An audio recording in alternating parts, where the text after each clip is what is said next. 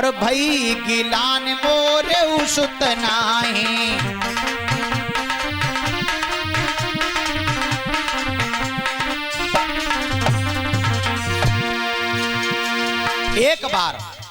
एक बार भूपति मनमाही भई गिलान मोरे सुत नाही। अच्छा, गिलानी तो पहले भी थी कि हमारे संतान नहीं है, लेकिन एक बार की बात आ जाती है तो कोई ज्यादा बड़ी बात होती है। कब? जब जो है दशरथ जी महाराज जंगल में गए एक दिन और वो एक हिरण का पीछा करने लगे। सुबह से शाम हो गई, हिरण को मार नहीं पाया। तो वो पशु था, वो थक गया, महाराज भी थक गए। तो उस पशु ने अपनी भाषा में कहा कि राजन, आप हमें मार नहीं पाओगे। जा राजा पे सुत ना होई और तासो मेरो मरनन होई। वो राजा हमें मार नहीं सकता, इसके पुत्र नहीं है। तब जो है गिलानी हुई, क्योंकि एक पशु ने कहा। तब गोस्वामी तुलसीदास लिख रहे हैं, एक बार भूपति मन माही और भई गिलान मोर सुत नाई।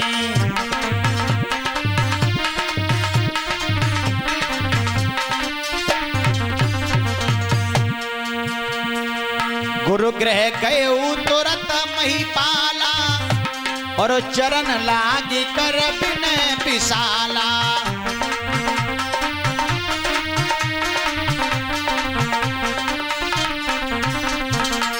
गुरु गृह गए तुरंत महिपाला, उनके गुरु थे वशिष्ठ जी, उनके पास पहुंचे। चरण लाग कर बिनय विशाला। तब कहा गुरुजी ने, आप चिंता मत करो, इतने दुखी मत हो। धरो धीर होए सुतचारी और त्रिभुवन विदित भगत भय हारी। आपके घर में एक नहीं, दो नहीं, चार चार पुत्र पैदा होंगे। और होंगे कब? तुम अपने घर में पुत्रेष्ठ यज्ञ रचाओ, पुत्रेष्ठ यज्ञ रचाओ। तंतों के आगे लिखा जाता है श्री श्री 108 लिखा जाता है। महाराज जी क्या लिखा जाता है हमें तो पता नहीं। क्यों महाराज जी? तुम्हारे नाम के आगे 108 लिखो होते, पता नहीं क्यों लिखो होते। 108 तो एम्बुलेंस चलते हैं, एम्बुलेंस से होते ना 108 नंबर। कौन सी होते वो?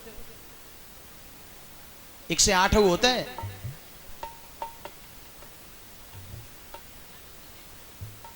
बच्चन भाई होते हैं। अच्छा, वही करते आते हैं।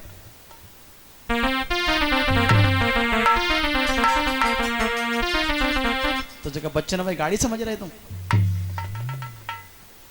संतों के आगे 108 लिखा होता है, लेकिन हम आपको बता रहे हैं। आपने सुना तो होगा श्री श्री फलाने सिंह जो महाराज, यानी 108 फलाने सिंह महाराज लिखा होता है नाम। श्री का मतलब लक्ष्मी होता है। लक्ष्मी यानी माया रूपी संसार को, एक कहते परमात्मा, एक परमात्मा होता है, जीरो होता है संसार, और 8 रूपी जीव, यानी जब दोनों आपस में मिलते हैं संसार की माया को तोड़ करके, तो 8 रूपी जीव जब एक से मिलता है तो कितना हो जाता है? 9 जब होता है ना, तो इसीलिए लिखा होता है कि ये जो है जीव 9 से मिलने जा रहा है, यानी पूर्ण ब्रह्म होने को जा रहा है। 9 होने को जा रहा है। संत जो होते हैं वो पूर्ण ब्रह्म की ओर जा रहे हैं, 9 होने को। और 9 मैंने बता दिया पूर्ण ब्रह्म होता है, इसलिए इनके आगे भी 9 लिखा जाता है। ये महात्माओं के आगे, संतों के आगे 9 का अंक पूर्ण ब्रह्म है, मैंने बता दिया आपको पहले। इसलिए श्री राम का जन्म 9वीं के दिन हुआ था। रघुकुल रीत सदा चले आई, प्राण जाए पर बचनन जाई। अच्छा, राम जब वन में गए तो महाराज कितने लोग गए थे? क्यों गुड्डू? वन में गए तो कितने लोग गए थे? को गए थे? राम और लक्ष्मण सीता 3 लोग गए थे। और लौट के आए 14 साल के बाद तो कितने आए? 3 ही आए। 14 कोई आओ ही ना। अरे हे भगवान, 3 के 3 ही लौट के आए। और आजकल परीक्षित जी देख लो, कोई लड़का अपनी पत्नी को लेके नोएडा गाजियाबाद चलो जाए 14 साल के लिए, और लौट के आए 14 साल के बाद तो पल्ला से टम्पू भरो चलो आए, 2-4 तो लड़के चले आए। और शायद क्यों आते कि कौन आए करे। अरे उमरिया बिताए दई राम नहीं जाने, उमरिया बिताए दई।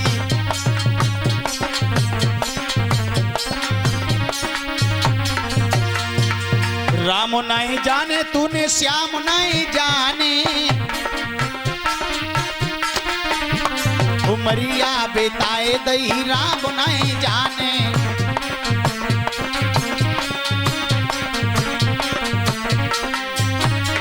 राम नहीं जाने।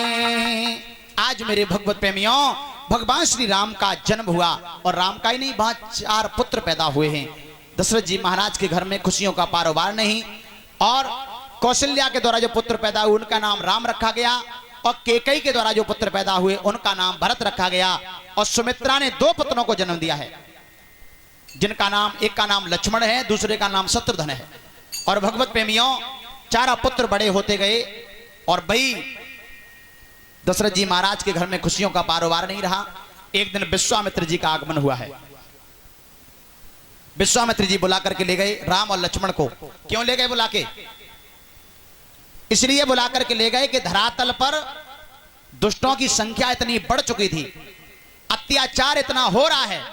उन्हें मालूम है कि लंका में रावण, कुंभकर्ण, मेघनाथ इत्यादि जैसे दुष्ट पैदा हो चुके, जिन्होंने देवताओं को भी बंधन में कर लिया, देवताओं को भी मुक्त कराना, और इतना पाप हो रहा है कि सुबाहु, मारीच,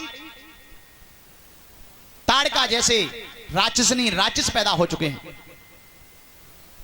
मेरे भगवत प्रेमियों, इसलिए वो बुला करके ले गए, और प्रमुख काम तो यह था कि उन्हें जो है अपना यज्ञ सफल करना था।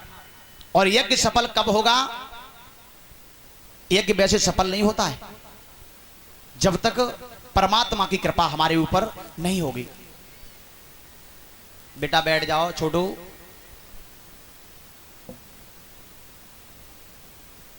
दांत फाड़ रहे वाले, एक बात पूछें तो एक बात नहीं बताई जाएगी। एक बात अगर पूछ लें तो शायद एक उठ के यहां से भाग ही जाओ।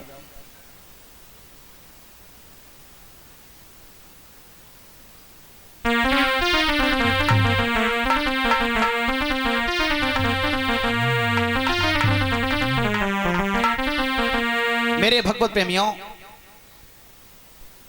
यज्ञ सफल तब होता है जब हमारे ऊपर भगवान की कृपा होगी। परमात्मा की कृपा कब होगी? जब हम उसकी शरण में जाएंगे। तो विश्वामित्र पहले राम के पास चल करके गए कि हमारे ऊपर कृपा कर दो आप, हमारा यज्ञ सफल हो जाए। तो राम और लक्ष्मण को मांगा दशरथ जी महाराज से और बुला करके ले गए, तब जो है उनका वहां यज्ञ सफल होता है। जैसे यज्ञ करने को बैठे ना महाराज, तो तीनों आए। तीनों मालूम कौन कौन? एक तो राक्षसी जिसका नाम था ताड़का, ताड़का भी आई, और सुबाहु भी आया, और मारीच भी आया। ताड़का कहते हैं माया को। जब हम कथा में आकर के बैठे, प्रैक्टिकल करना इस बात का, कथा में आकर के बैठो आप, या सत्संग में जाओ या हवन में जाओ, तो सबसे पहले ताड़का आएगी, पक्की आएगी ताड़का। माया के बारे में बातें कि बैठे तो जाएं, बैठे तो हम यहां हैं, घर पे होते तो 100-200 रुपये 500 पैदा होते, दूध लेनो हमें जाके। ये माया है यज्ञपति, यही तो माया है। दूध भी लेना है, वो फलाना काम भी करना है, ये काम करना है, मेरा काम वो बिगड़ रहा है। यानी माया के बारे में बहुत बातें आएंगी। और सुनो, इससे छुटकारा भगवान ही कराएंगे। और उसके बाद में आएगा सुबाहु। सुबाहु कहते हैं द्वेष को, द्वेष भावना की बातें भी आएंगी। हमसे कल उस व्यक्ति ने ऐसे कहा और हमने ऐसे नहीं कह पाया, कल हम इसके साथ ऐसा नहीं ऐसा करेंगे, द्वेष भावना की बातें आएंगी। और उस पर भी कृपा भगवान की होगी, तब वो द्वेष दूर आपसे होगा। उसके बाद में आता है राग। राग कहते हैं मारीच को। मारीच भी आया, तो मारीच को तो बिना फन का भगवान ने बाण मारा, जो बताते हैं 100 योजन जाकर के दूर उसने निवास किया, लंका में, लंका में निवास किया है। और इस प्रकार तीनों का अंत हुआ, तब जो है यज्ञ सफल हो पाया। तीनों आज कल भी आते हैं और तीनों का अंत करते भगवान ही हैं। यज्ञ सफल हुआ। और उधर जनकपुर में महाराज जनक जी निवास करते हैं, जिनके घर में एक कन्या पैदा हुई है जिसका नाम है सीता। और सीता जी के 5 नाम हैं, सीता, शक्ति, शांति, माया और लक्ष्मी। ये भगवान की पत्नी है, सीता, शक्ति, शांति, माया, लक्ष्मी। जब उनके घर में सीता जी का पदार्पण हुआ, जन्म हुआ, तो जनक जी महाराज का घर जो था वो खुशियों से भर गया। उनके यहाँ तो पानी भी नहीं बरस रहा था, सूखा पड़ी हुई थी। ऋषियों ने बताया, तब उन्होंने निष्कपट भाव से हल चलाया, और जब हल चलाया तो वर्षा हुई, सीता जी का पदार्पण हुआ और खुशियों का ठिकाना नहीं रहा। वैसे जनक जी महाराज, परीक्षित जी महाराज एक महान पुरुषों में गिनती आती है। जनक जी महाराज की भगवान के बड़े प्रिय भक्त हुए जनक जी महाराज, और महान पुरुषों में गिनती दशरथ जी महाराज की भी आती है। वो भी बड़े महान पुरुष थे। और महान पुरुषों में गिनती आती है रावण की भी। रावण भी महान पुरुष था, और तीनों भगवान की भक्ति करने वाले थे, अटूट भक्ति करने वाले।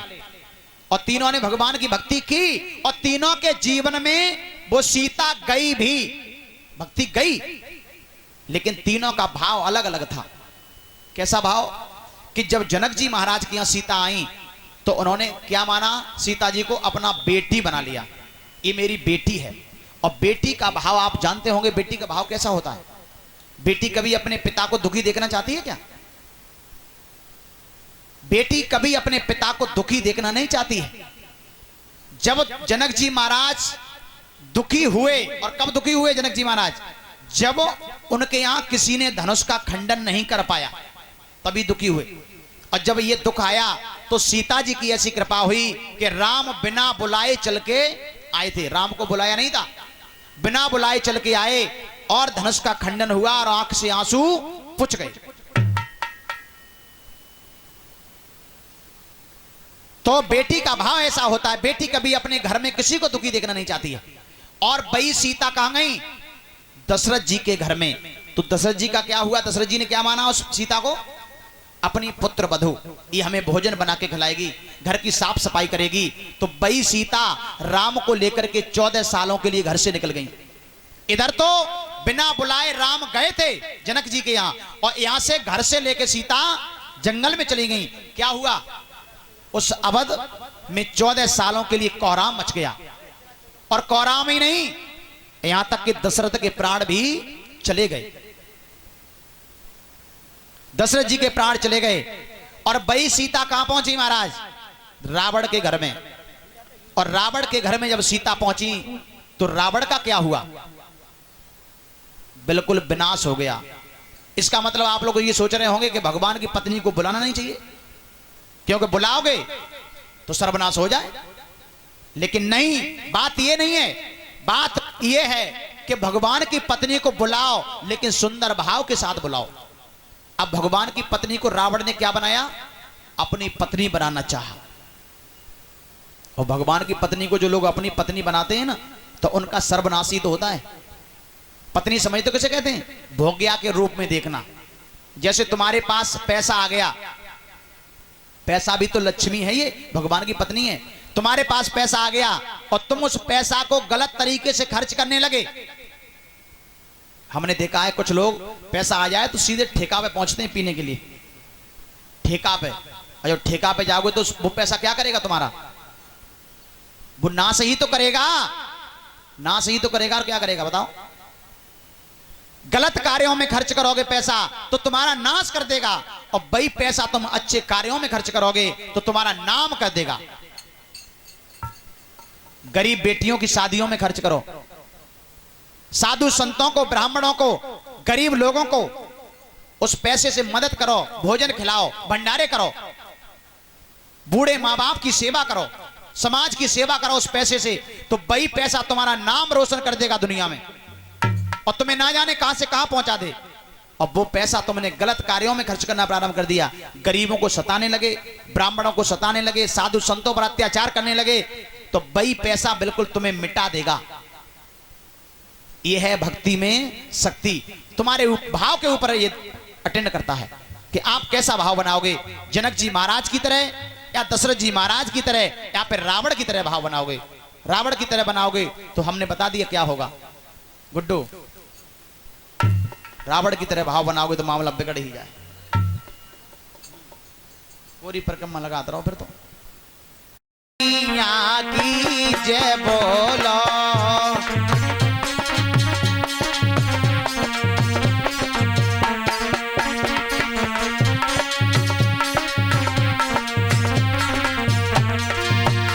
जय बोलो दाऊ जी के भैया की जय बोलो।